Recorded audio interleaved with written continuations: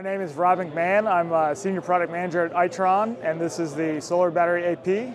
This is our new addition for gas and water only customers. It will form a battery mesh between the other gas and water devices, the 500G, the Intellis Gas, and the 500W. In these areas, you don't need overhead assets. You can mount this directly to the gas pipe or the gas meter at the customer's house. It's got a 20-year life.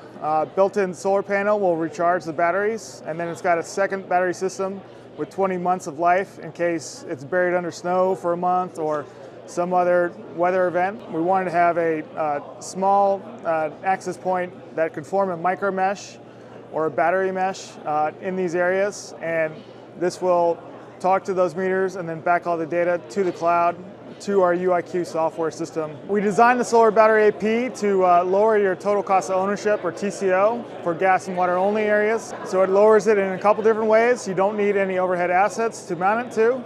You can mount it directly to the utility-owned assets in the field.